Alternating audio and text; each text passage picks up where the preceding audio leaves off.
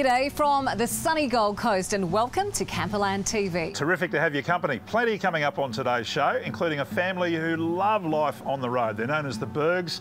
They're super active. They eat, breathe and sleep the outdoors, and they just couldn't bear to be without their beloved Jayco van. Just wait till you meet them. Chef Andrew Mirosch is joining us again this week. There he is over the back. He's here to prepare the perfect happy hour nibbles that won't break the bank, no matter how many people turn up to your site late in the afternoon. We'll take a look at the Jayco Expanda, which is in fact the Berg family's Jayco of choice at this very moment in their very busy lives. And wet a line in the Camperland TV tinny. Yes, looking forward to that. Cannot wait. First though, if you are sick of dealing with mechanical awnings, well, maybe it's time for an upgrade. Jayco have introduced the easiest awning most people say they've ever used. The 12-volt carefree awning has eliminated the work of rolling out and rolling in manual caravan awnings, with this technology taking it to a whole new level. Now comes with the added benefit of being able to set up or pack up your awning remotely from the convenience of your driver's seat. Simply download the app, push and hold the retract button for 5 seconds. It'll look for the awning to connect. Click on the awning, add it as my awning, and once it's connected, the awning will roll out at the click of a button. Also, with the press of a button, we've still got the ever popular strip light that everybody loves. We've also got the ability to still do a privacy screen, AFK kit or full annex on the van. Another couple of really cool features with the awning is its ability to drop pooling water if it starts raining too much. If water significantly pools, it will automatically drop down, dump the water and spring back up. You can also set the pitch of the awning. So simply press the button and away you go. 100 mils to play with either side. Well, those things work so well, Georgie. Some terrific innovation there. One of the really nice things about coming to a big place like the Gold Coast for a caravanning holiday is that you never have to go without. It's all at your fingertips. Now, Georgie is a Burleigh local and has put together the top 5 things to do when next you come to Burleigh Heads.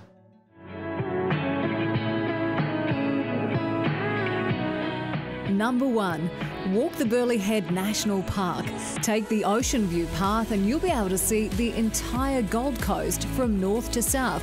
Stop at Tallebudgera Creek for a swim before trekking the Rainforest Circuit back to Burleigh. Number 2. Grab some fish and chips and head to Burleigh Hill to watch the sunset. Number 3. Wander through bustling James Street. It's here you'll find an array of shops to take a look at. Number 4. Lunch at Rickshaws. When the surf is pumping, you've got a front row seat to the best show in town. And number 5, if you're a surfer, Burleigh's Headland serves up one of the best point breaks in the world.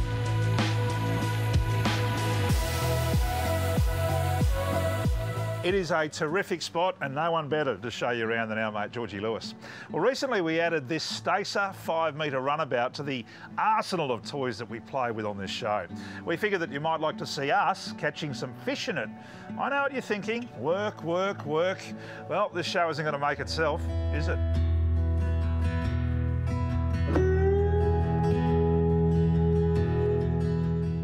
We've had a bit of rain the last few weeks and it's flushed the crabs out from the mangroves and things, and I put the pots over. I had to walk them in at low tide because it was very, very shallow. It was about a foot deep, so I walked them in. I put them in little drains and things, and for bait I used bonito and little trevally and things like that. Nice oily fish. Mullet's good. A lot of people use chicken frames, but I'm not that big on chicken frames. I reckon I can taste the chicken in the crabs when I cook them up, so I'd prefer to use fish, and yeah, it's good. It's a good feeling to get a few, I can tell you. No, we only got 2, but both. That's a buck. That's a little buck, nice rusty buck, but undersized for sure. So these pots, you've got to have them marked correctly, so you've got to have your name and a tag and phone number, and then the same thing on the float. So if you lose your pots, they can find them and get them back. Anyway, I'll get these ones back over the side. So we set these pots last night. I'm not holding great hopes, but anyway, if you don't try, you never ever know. Here we go. Not looking too good. Oh, there's crab in there. That's ridiculous. Well, I've got to say that's a lot better result than I expected. There's a couple of bucks. We might even get a legal one out of there.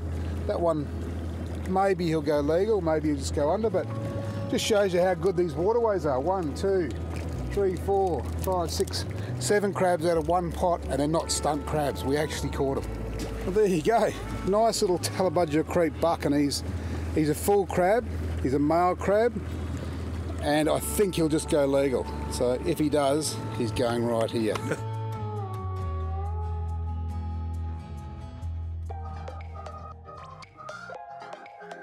The line goes 6 Aussies and a Yank walk into a bar and never come out. Bolter is born. Bolter beer hails from Currumbin on the Gold Coast, a collab between some of the best surfers ever to grace the planet, most of whom come from the Gold Coast. Bolter HQ is a great spot for a few crafty brews and an exceptionally good drop for happy hour back at the Tally Caravan Park. Well, that was fun, Georgie. And how good is the Camperland TV boat? Love it, love it.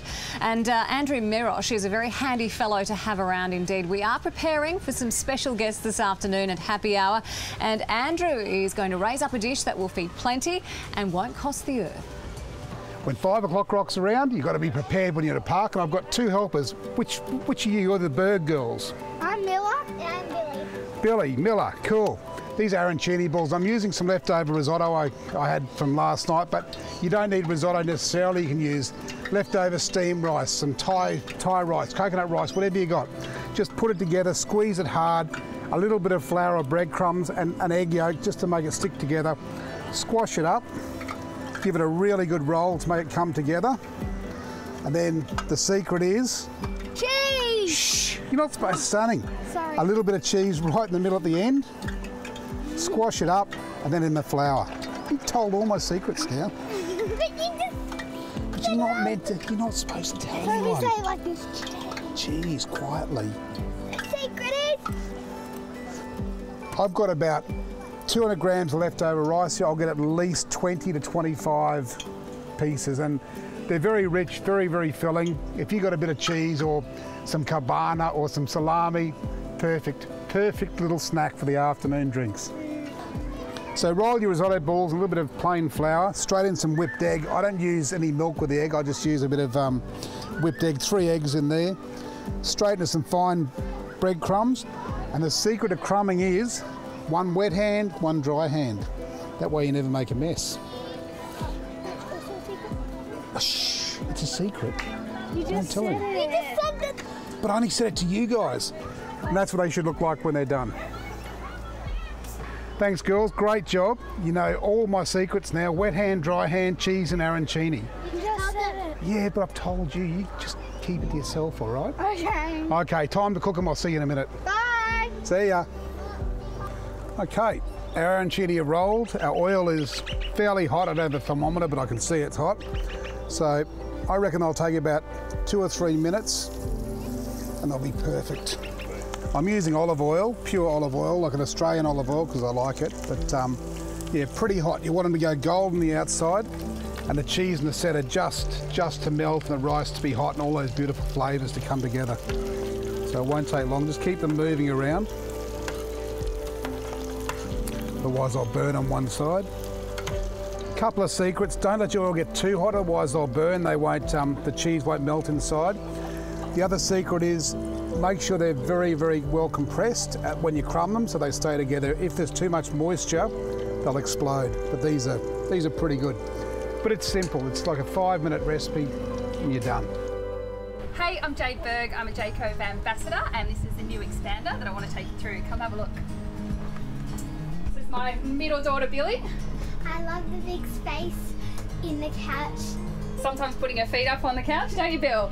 We love our double beds. We've got double beds at both ends of the van and it just is so comfy. Both the girls sleep up here and it's so roomy. My favourite spot, the kitchen for all my cooking that I do, and I've got all the room behind me with my massive fridge. Husband, Wes. Hey everybody, how are you? Like Jade said, we're Jayco ambassadors. This is our 3rd expander we had. The 20-foot's amazing. There's so much room with the slide-out kitchenette here for the table to sit down.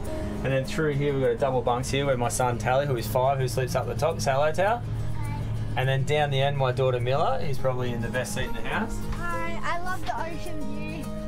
We also love the shower and toilet here that we have. We actually put about 7 surfboards in the shower before when we go away, so it doubles up as storage. But beautiful ensuite, easy access for everyone. Obviously you can see there's heaps of room to walk around, and I think that's the best thing about the Expander is that you've got so much storage, so much space for the kids. For a family of 5, it fits us perfectly, and we just can't go past the double beds. The double beds at each end is just super comfort, super luxe. It's honestly our favourite van out of the Jayco range. We love our Jayco Expanda! Yeah!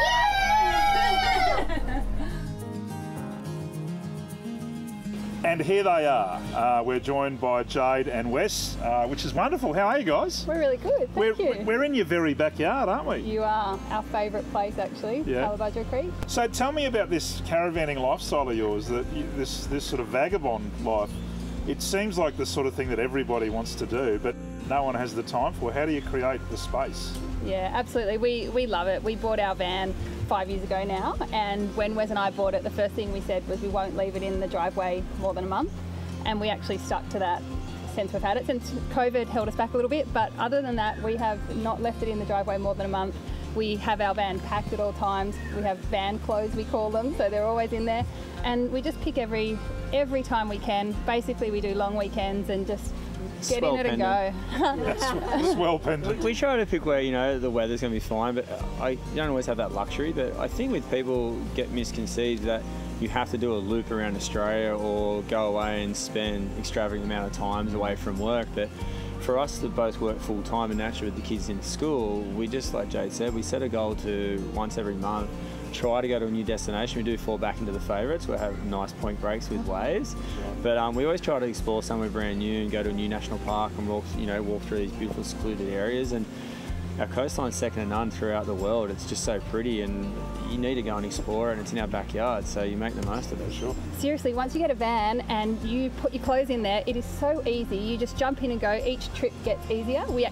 Our first trip we ever did, Wes would have gone anywhere, but we came to Talabudra Creek, this exact van park, and we did like a dry run through before we ventured too far. But it's honestly so easy. We've taught the kids how to set up the van, so every time we go away, we involve them with us. Well, there is 5 of you. You've got the 3 kids. There's plenty of room for you in the Jayco. Oh, the Expander's amazing. It's incredible. It's our 3rd Jayco now, Expander. It's basically a memory maker, and the kids just get these experiences and moments, and they're just so special. The coolest thing about it is, one, they meet your friends, but it's the bonding with your family. You are together. There's nowhere to escape to another room with your tablet or to go off down to the pool by yourself and hang out. You're together, and you go out and do more and more things together and create these, like I said, amazing memories. Well, Talabudra Tourist Park has definitely delivered. What a fantastic ep it's been. Hope you've enjoyed it. A look at our brand new vessel, the Camperland TV Stacer. Of course, we met the wonderful Berg family and Andrew Mirosch delivering again with the arancini balls. Did a good job, didn't he? He did. I have yet to taste one. You've kept them too far away from me.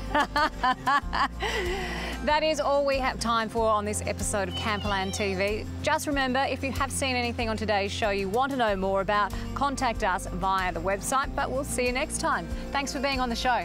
Thanks. See you soon.